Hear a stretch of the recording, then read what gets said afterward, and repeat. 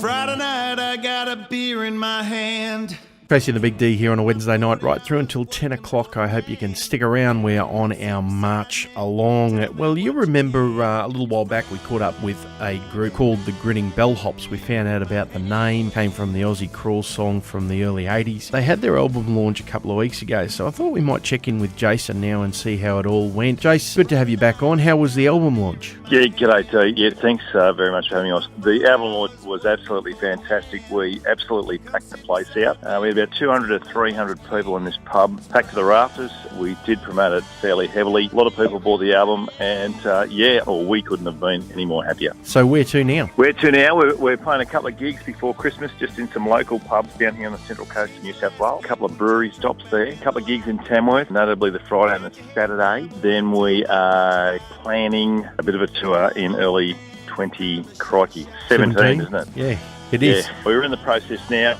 We've got a lot of things out of the way, which we had to do, and we are, because it realistically is only Jack and I, we are putting together some people that we can actually go out there and play some music with in regard to a drummer and a bass player. Being a local gig, I am lucky enough not only have my son and myself as the Grinning Bellhops, my daughter, Jack's sister, also is pretty keen on the bass, so she is happy to come along and play the strings for us, and we do get hold of. We've got a couple of bass drummers lined up, and we go out and we send out our songs, and so it's not too hard.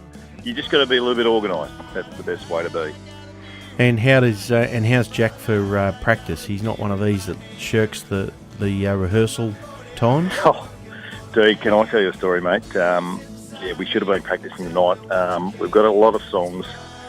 And our next gig that we're playing at this brewery in 2 weeks' time, and he has shirked me tonight, and that's why I'm talking to you, and Jack's not here. But look, he's not too bad. He's just a typical young man, and he's hard to track down. And if you could get $1 for every time they say it'll be all right on the night. Yes, mate, I would be a dead set millionaire. I can tell you now. If you, having made that comment, you know exactly where I am coming from. It's only got 3 chords in it. Just follow me. Yeah, 3 chords in the truth goes a long way in country music. I must admit, for the launch gig, we did. I wouldn't say I was nervous, but I did make sure we had all the songs down pat.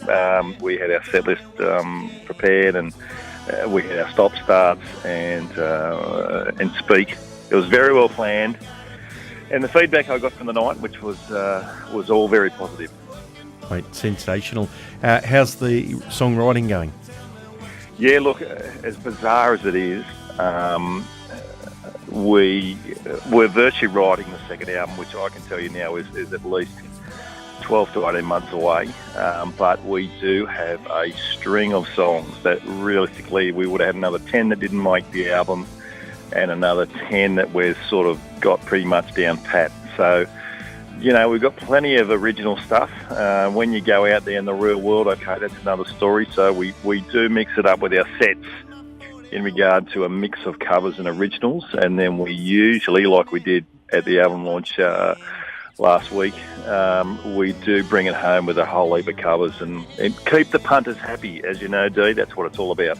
Yeah, absolutely. Someone once said to me years ago, he said, we'll tolerate your songs to hear the good covers, mate.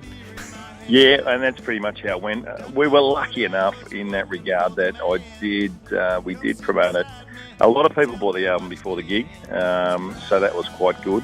And a lot of people knew a lot of the songs, which was fantastic. And we got a fair bit of backup from local radio and other radio stations. So people who did come, and we did have a few people that came and travelled afar, come down and listen to us. I think it went really well. Well, we've got a lot of listeners in the Hunter region and also right on the central coast there. So if you do see the Grinning Bellhops around, folks, make sure that you check them out, get along, buy their music, support them, and just as importantly, go up and say g'day to them and let them know that you've heard about their music, because it's pretty important to any band at any stage of their career to know that they're being listened to at some stage.